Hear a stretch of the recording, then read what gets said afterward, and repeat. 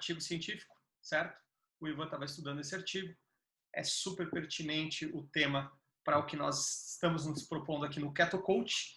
E a resposta metabólica, a cetose crônica, sem a restrição calórica para esses atletas testados. E agora o Ivan vai compartilhar com a gente aí os achados. Espero poder compartilhar também com vocês se isso bate com o que a gente vive, né, Ivan? É isso aí, Paulinho. Então, dentro da nossa prática aqui no Keto Coach, a gente está sempre avaliando estudos e buscando informação e conhecimento a respeito, né, do exercício, da cetose e de ambos combinados. E esse é um estudo clássico, é um estudo de 1983, ou seja, tem um bom tempo aí já no mercado, muito bem desenhado, muito bem conduzido. É um estudo pequeno, onde a amostra tem apenas 5 ciclistas, mas ele tem uma série de variáveis que são avaliadas e que a gente vai trazer aqui para vocês, tá? Eu fiz algumas anotações, então vocês vão me ver olhando para baixo aqui, é porque eu não consigo lembrar de tudo. Mas o título do estudo é a resposta metabólica à cetose crônica sem restrição calórica, a preservação da capacidade submáxima com a redução da oxidação de carboidratos. Tá? Então, o que chama atenção nesse estudo? Primeiro, não tem restrição calórica. Segundo, cetose crônica, ou seja, cetoadaptados. E o terceiro, manutenção da capacidade submáxima com a redução da oxidação do carboidrato. Tá? Como é que eles avaliaram isso? Bom, primeiro a gente vai falar o que seria a não restrição calórica, porque eles pegaram esses 5 atletas que seguiam uma dieta que eles chamaram de dieta balanceada e avaliaram quantas calorias eles ingeriam nessa dieta balanceada normal, que é uma dieta sem ser cetogênica. Aí avaliou ali, o fulano ingere 4.000 calorias por dia. Aí eles fizeram um processo de adaptação de 4 semanas, aonde eles transformaram a dieta deles em uma dieta cetogênica, porém mantendo a mesma quantidade de calorias. Ou seja, se era 4.000 calorias, passou-se a ser 4.000 calorias numa proporção de 85% gordura e 15% de proteína. Tá? O carboidrato era virtualmente ali 1 a 2%, ou seja, uma dieta bem cetogênica em 4 semanas. E aí que está o eucalórico, ou sem restrição calórica.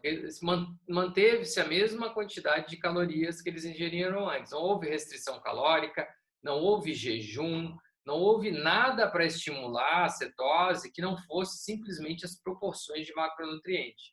Que é uma das coisas que a gente fala muito aqui no Keto Coach, né, Paulinho?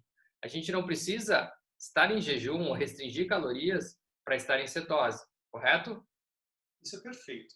E eu gosto muito quando a gente vê exemplos de 85% gordura e 15% de proteína, porque exemplificam aquele jejum, né, que a gente faz, e ele é nada mais, nada menos do que se nós estivéssemos usando a gordura do corpo e a proteína que a gente tem aqui presente, numa proporção que nos autossustentasse. Mas, Ivan, 4 semanas, buscando a nossa realidade, 4 semanas para atletas treinados sem nenhum tipo de problema de saúde, é extremamente viável, tá? Em 4 semanas uma pessoa se cetoadapta e continua fazendo suas atividades. Se ela já tiver algum tipo de desbalanceamento orgânico ou hormonal, ela vai ter a alteração essas semaninhas aí. Mas tá perfeito, é isso aí. Gostei. São ciclistas treinados, muito bem treinados, de alto nível, podemos dizer de nível profissional pelos achados de valores aqui que a gente vai mostrar.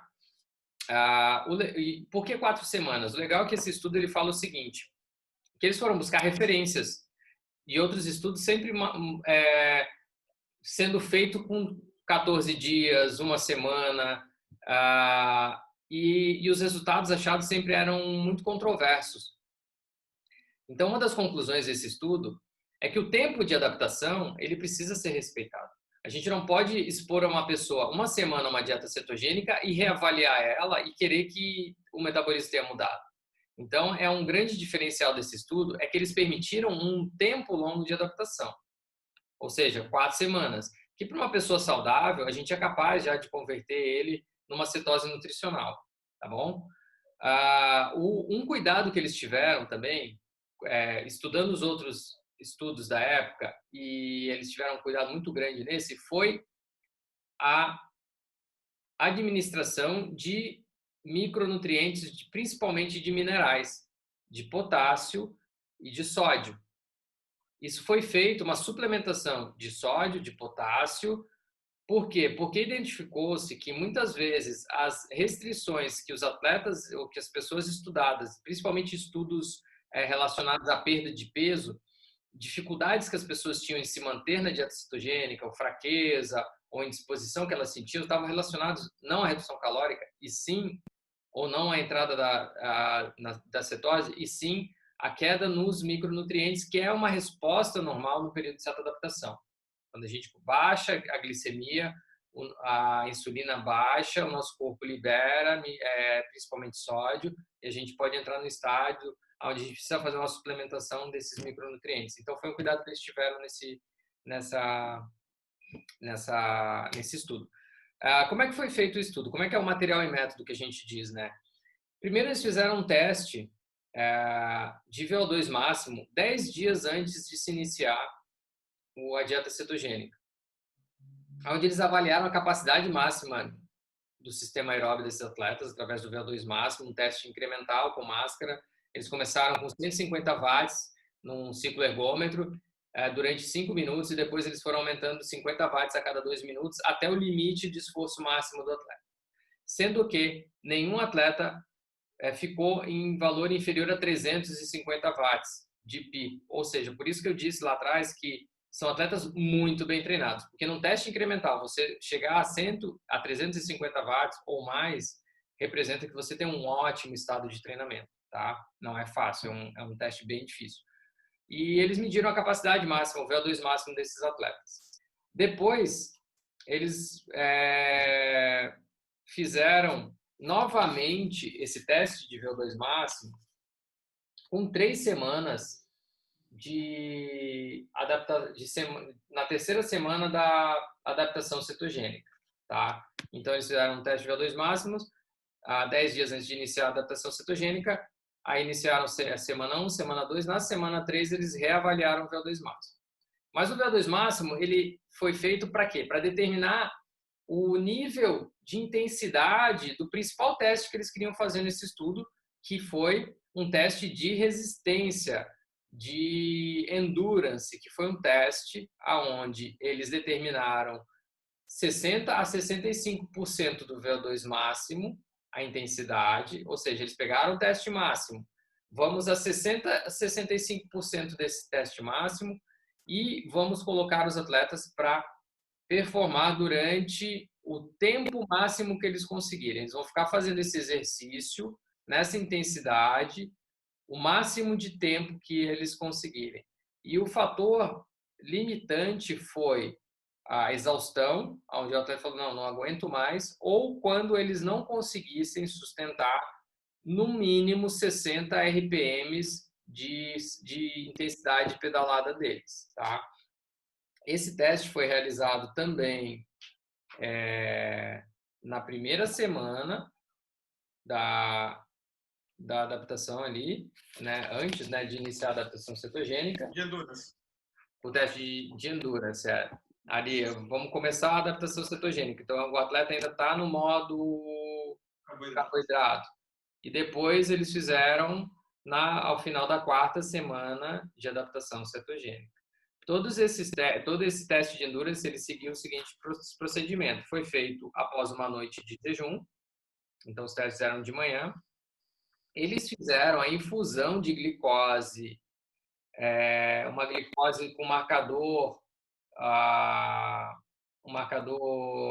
radioativo, para que eles pudessem identificar a taxa de oxidação dessa glicose. Então, em um braço, eles injetaram uma solução de glicose marcada, e no outro braço eles coletavam o sangue e eles avaliavam o quanto de glicose esse organismo estava utilizando, qual era a taxa de oxidação. Essa marcação de glicose, ela foi feita com 90 minutos de atividade, foi feita no repouso, depois com 90 minutos, com 100 minutos, com 110 minutos e com 120 minutos de atividade. Isso já adaptado e antes também? Nos dois? Nos dois momentos. Os testes são iguaizinhos, tanto pré-adaptação e durante e depois. Análise de gases, né? A ventilometria ali, a avaliação de oxigênio e CO2, ela era feita a cada 10 minutos, era feita uma coleta também durante o teste de endurance máxima. E água à vontade, ninguém fez reposição de nenhum tipo de nutriente durante o esforço, nem quando eles estavam adaptados ao carboidrato, nem depois em certa adaptação.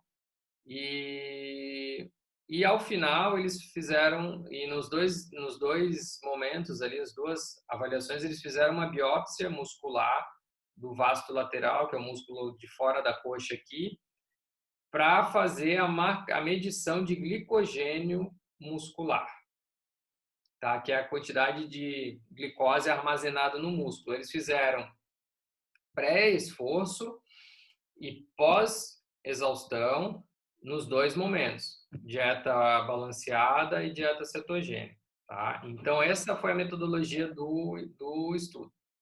Uma avaliação bem completa aí para a gente poder ter todos os parâmetros. Né? Fora isso, eles fizeram a avaliação de parâmetros metabólicos hormonais, onde eles avaliaram a insulina, também por coleta de sangue, ali naquela amostra de sangue, a glicose, a quantidade de ácidos graxos, free fatty acids, né, que são os ácidos graxos circulantes, que assim como a glicose é o circulante, é a energia do carboidrato para nutrir as células, os ácidos graxos livres é a forma como o nosso corpo transporta a gordura para as células utilizarem como fonte de energia. Também foi medido. Foi medido o BHB, que é o hidroxibutirato, lá 3, que é o corpo cetônico principal, né, dos 3 corpos cetônicos, é o principal utilizado como substrato energético. Foi avaliado o lactato, foi avaliado a insulina e foi avaliado o T3, que é o hormônio aqui da tireoide, né, que é responsável também por uma infinidade de comportamentos metabólicos, termorregulação, frequência cardíaca, a própria conversão de ácido graxo em glicose e uma quantidade significativa. Então, todos esses marcadores metabólicos foram avaliados também na dieta balanceada e na dieta cetogênica nesse estudo. No repouso, com 30 minutos de exercício, na exaustão e pós-exercício. Então, por isso que eu digo que é um estudo muito rico no sentido de quantidade de dados. Avaliaram gases, avaliaram glicose, taxa de oxidação da glicose, avaliaram marcadores metabólicos, avaliaram glicogênio muscular através do padrão ouro, que é a biópsia. Então, tudo padrão ouro aqui de avaliação, né? E, bom, vamos aos resultados, né? O que eles identificaram, assim, vamos resumir aqui a ópera, né? O VO2 máximo teve uma pequena queda, 2%, entre a avaliação na dieta balanceada e na avaliação na dieta cetogênica. Porém, esse 2% não é significativo, porque a margem de erro, se você fizer 2 testes de VO2, a margem de erro fica na casa do 2%. Então, praticamente o VO2 não teve alteração, o VO2 máximo. Eles destacam aqui que um dos ciclistas do grupo tinha passado do período competitivo, tinha atingido um nível de estresse muito grande e tinha entrado em fase de recuperação. Então, ele baixou de 300 milhas por semana que ele treinava para 100 milhas por semana e se manteve durante as 4 semanas esse volume de 100 milhas semanais enquanto ele participou do estudo. E esse foi o atleta que teve maior queda no seu VO2 máximo, mas ele teve uma queda no padrão de treinamento muito significativa. Os demais atletas não, se mantiveram treinando normal durante a avaliação. Tá? Qual foi o achado com relação ao teste de endurance, ao teste lá de resistência? Na dieta balanceada, eles tiveram uma média de 147 minutos, onde eles se mantiveram a 60 a 65% do VO2 máximo deles. 147 minutos, contra 151 minutos na dieta cetogênica. Ou seja, houve uma diferença a favor do período cetogênico de 4 minutos. O que não é significativo também se a gente for ver que 150, mas ambos foram tempos muito próximos. Ou seja, a resistência do atleta não mudou na variação de dietas, entre dieta balanceada e dieta cetogênica, né? Mas uma coisa que chama atenção para quem está adaptado à linguagem aí de testes de esforço máximo, e VO2 e variáveis metabólicas, o quociente respiratório, que é o RQ ou QR, ele é um indicativo de quanto você está utilizando de gordura ou carboidrato, né? Quanto mais próximo de 1, maior a presença do carboidrato, né? E quanto mais longe de 1,0, maior a presença de gordura. Como é que ele faz isso? Ele identifica a quantidade de oxigênio que entrou e identifica a quantidade de CO2 que saiu. Essa relação oxigênio-CO2 dá esse númerozinho para a gente.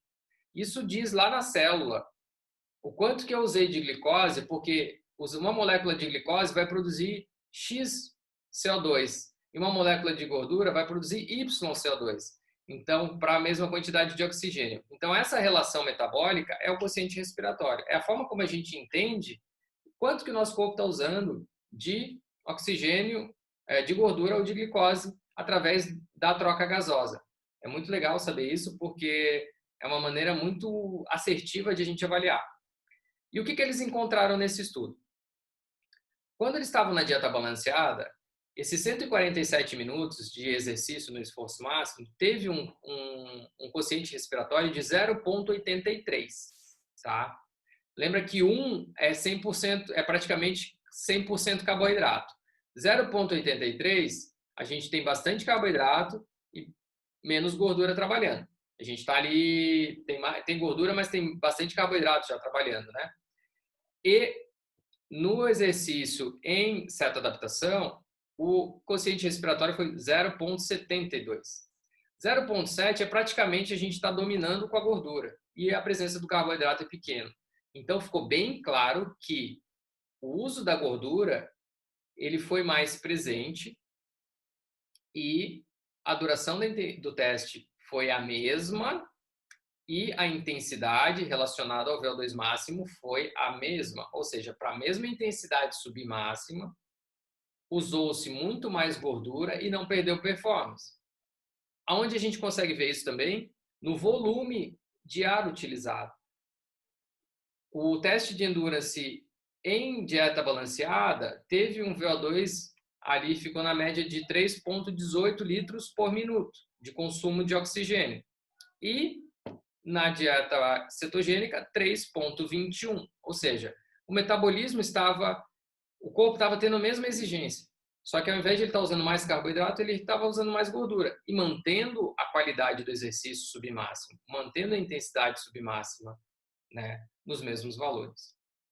Então, esse foi o principal achado desse estudo, ou seja, não teve mudança na resistência dos atletas, mesmo mudando o tipo de substrato oferecido ou metabolismo predominante durante o esforço, né? Com relação ao glicogênio muscular e a taxa de oxidação de glicose, olha que legal isso.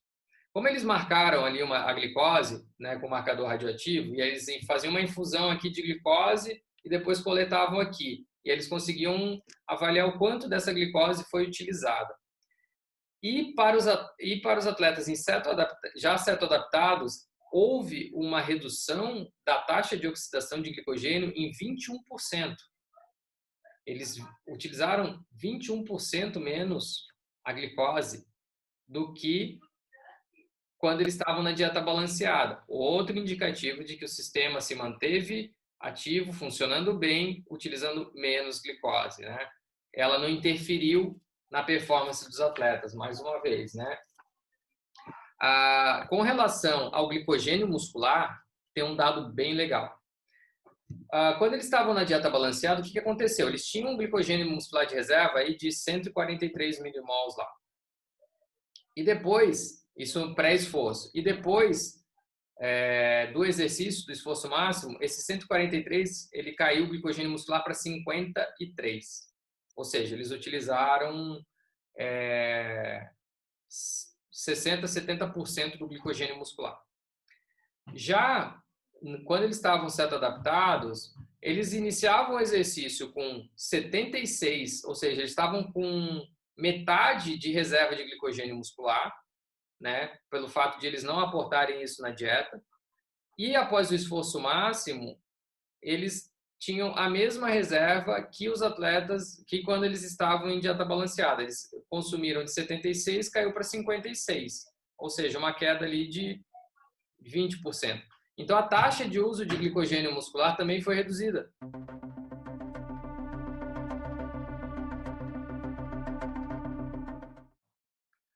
Com relação às respostas hormonais, o que eles encontraram nesse estudo, né? A insulina, ela se manteve estável tanto em dieta balanceada como na dieta cetogênica. Sim, ela teve uma variação não significativa.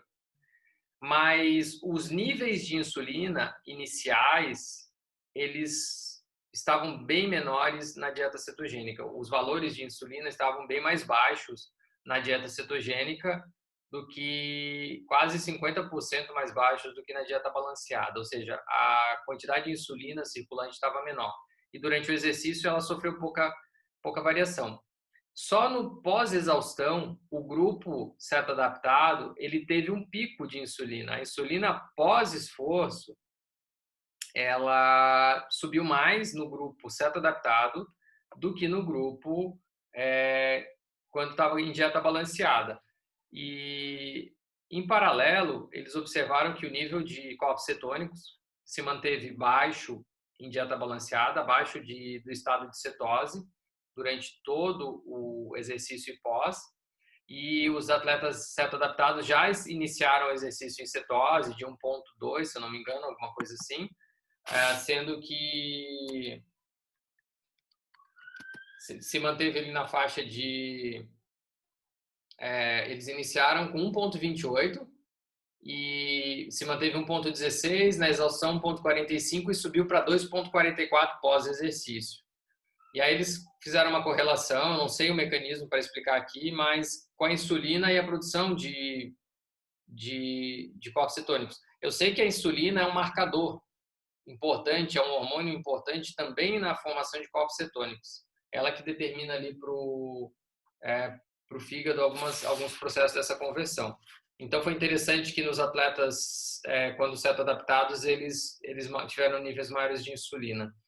E um outro marcador legal foi o T3, que é o hormônio da tireoide, que também não sofreu grandes diferenças durante o exercício, mas, na verdade, os atletas já em seto-adaptação, eles iniciaram com valores quase 50% menores de T3. No exercício, os valores subiram bastante e depois do exercício voltaram para os valores normais. E os atletas, quando em dieta balanceada, eles tinham níveis de T3 maior e esse nível não mudou durante o exercício.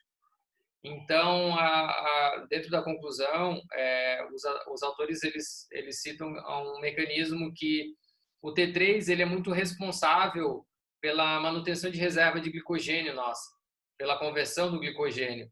E talvez pelo fato do corpo estar utilizando muito, aumenta-se o nível de T3 para preservar, para melhorar essa neoglicogênese e fazer a manutenção dos estados de glicemia durante o exercício.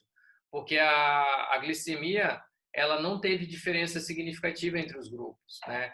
Ambos os grupos em dieta balanceada e depois em dieta cetogênica mantiveram os mesmos níveis muito próximos de glicose durante o início, 30 minutos, exaustão e pós. Assim, por exemplo, o grupo em dieta balanceada começou com 4,40 milimols atividade de glicose e o grupo, quando em dieta cetogênica, 4,06. Com 30 minutos, o grupo na dieta balanceada foi para 5,72 e o grupo na dieta cetogênica foi para 4,91.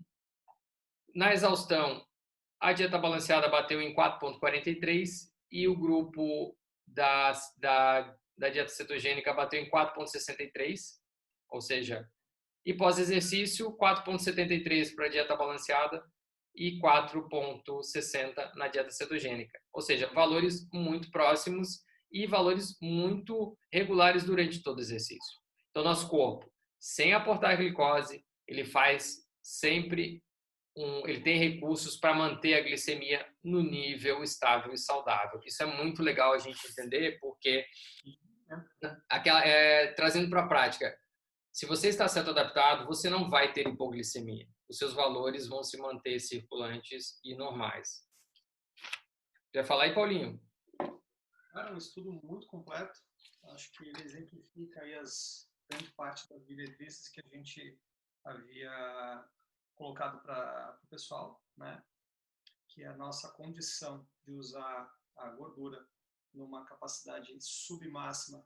Agora, com esse artigo mostra e exemplifica que a gente não tem problema algum, que a gente não deve ter medo de fazer isso. A reserva de glicogênio muscular me surpreende, né? Esse estudo eu não havia verificado essa questão. Um outro ponto prático que a gente vive muito, né, Ivan, é o pós-exercício, a glicemia estar aumentada, né, na nossa atividade, e aí trazendo à tona um exemplo científico, isso mostra que é um processo normal do organismo. Durante a atividade, a cetose ela não se mantém num pico máximo alto, mas sim estável para que tu esteja funcionando com esse substrato energético, e após a atividade física, ela vem a ficar em maior quantidade, ou seja, o organismo continua te retroalimentando de uma forma a dar para o organismo aquilo que ele precisa.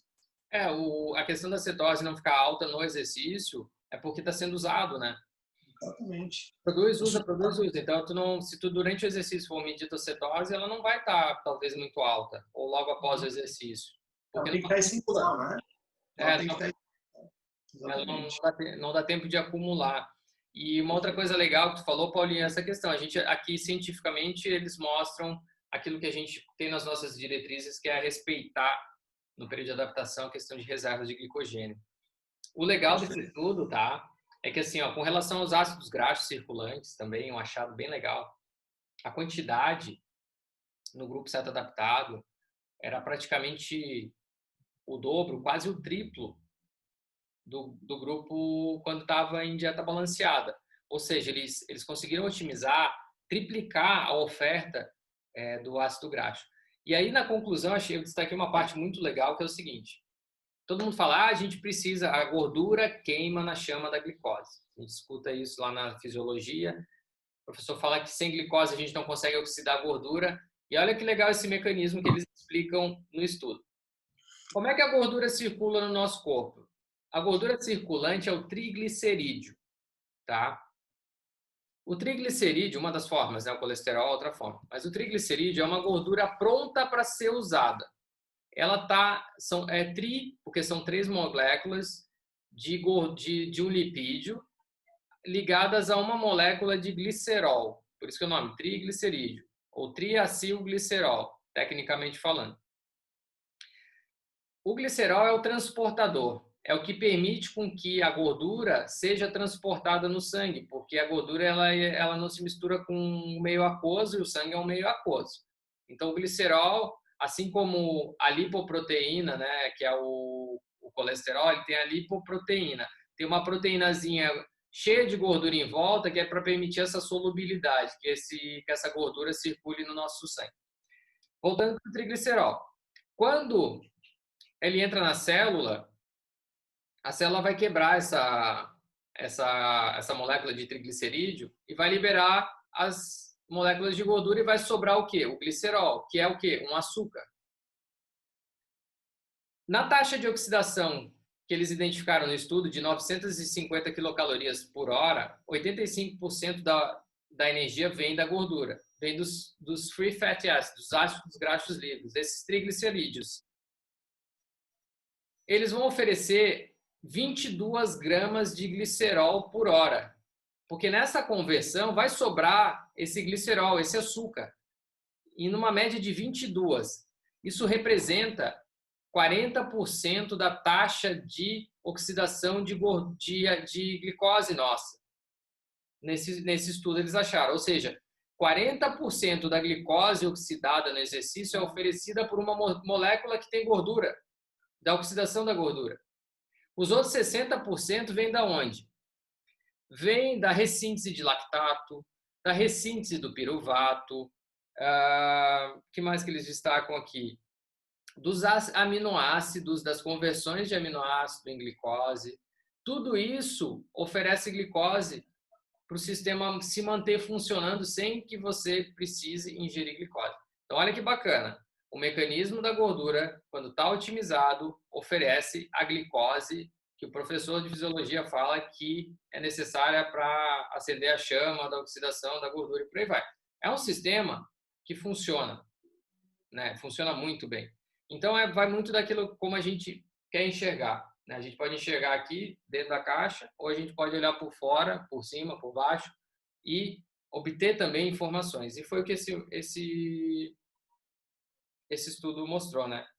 Mas ele destaca no final que esses mecanismos de prevenção para manter os estoques de glicogênio, que é normal porque a gente está em atividade submáxima e o corpo ele quer manter a reserva de glicogênio, porque não está sendo ofertado, eles acabam limitando a intensidade do exercício, que foi o que aconteceu ali no caso do quociente respiratório. Ele baixou o nosso quociente respiratório, ele baixou a intensidade, como uma forma de preservar esse estoque de gordura, ou seja, metabolicamente ele encontra uma forma de fornecer energia e preservar a nossa reserva, né? Como o estudo não estudou intensidades máximas ou maiores, ele não tem respostas para isso, mas eu espero que agora que esse universo da alimentação cetogênica, da dieta cetogênica e o exercício tem ganhado evidência, que novos estudos comecem a aparecer com respostas legais aí para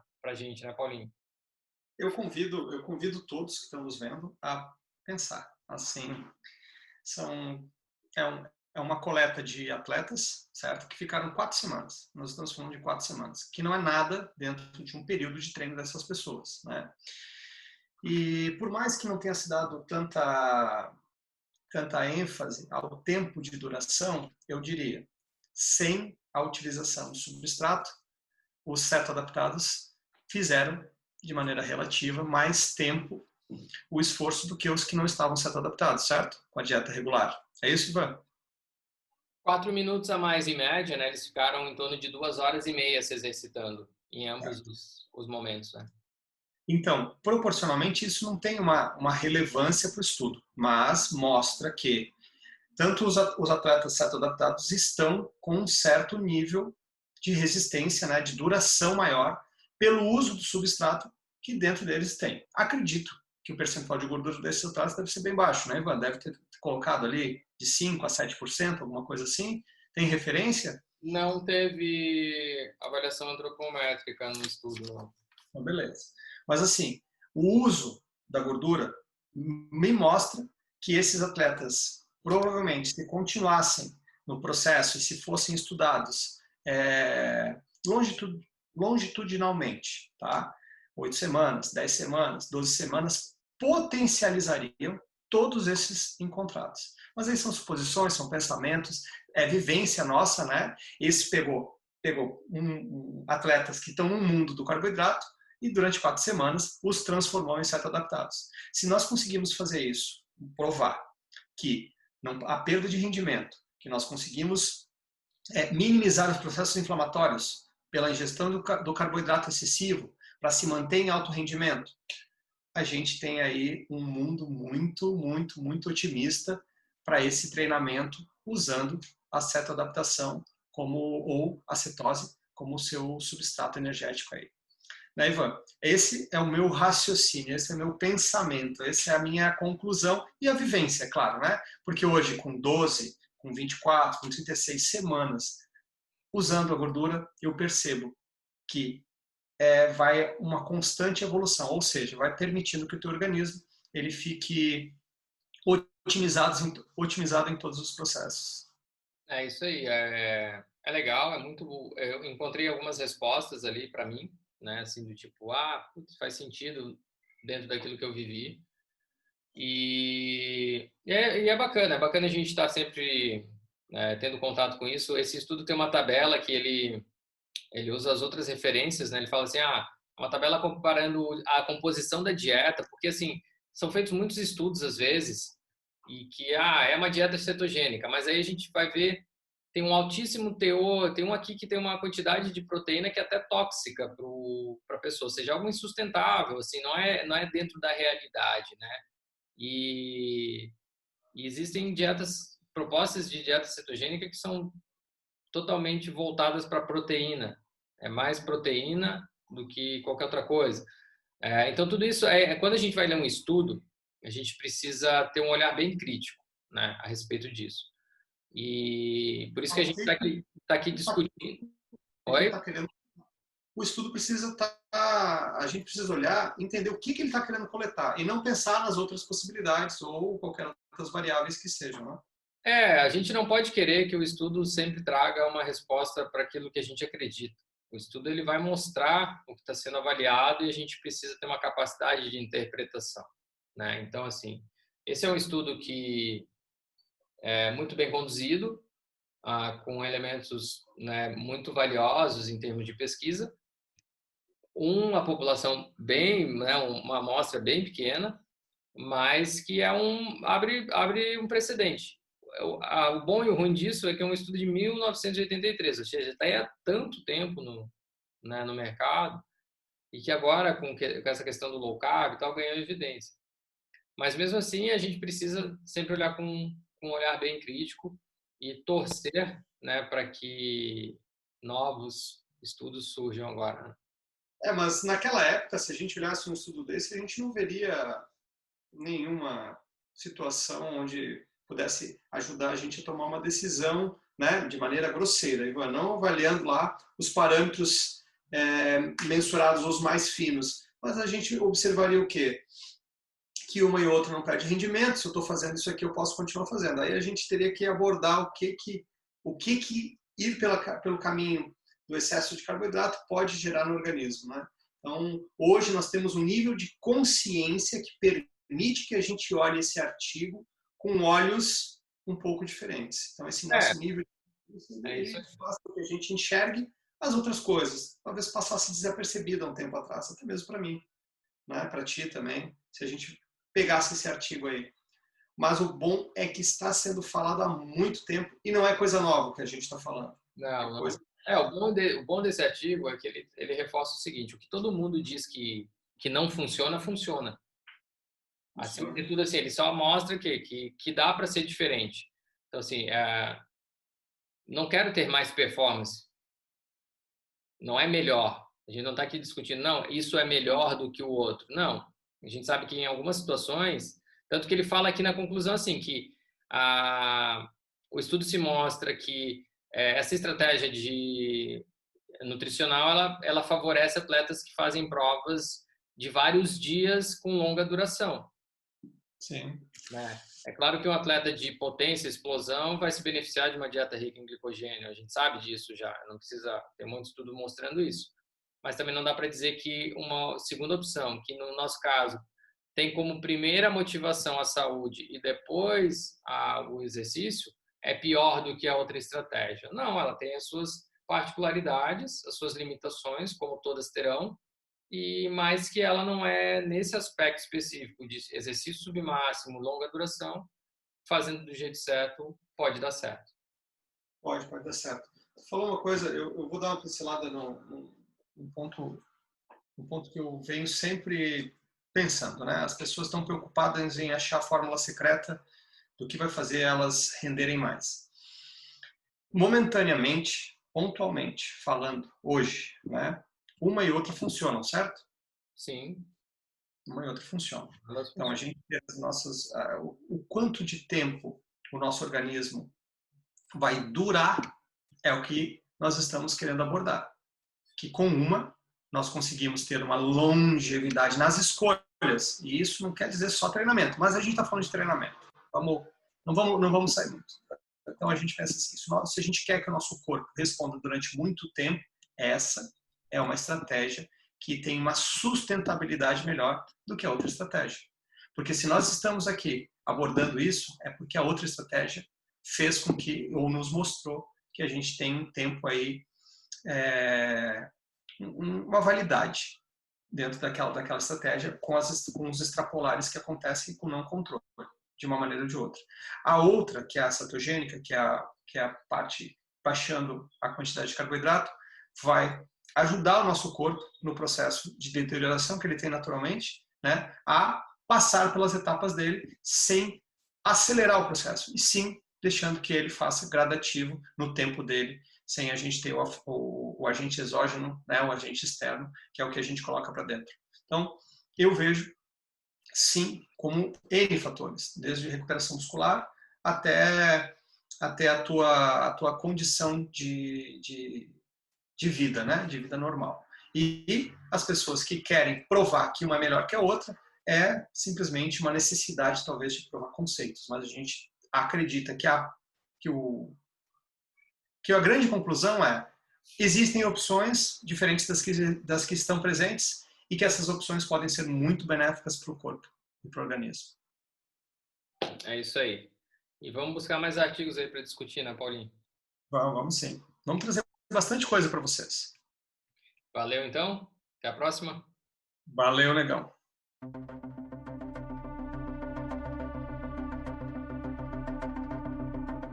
Hoje o Ivan trouxe um artigo maravilhoso, certo?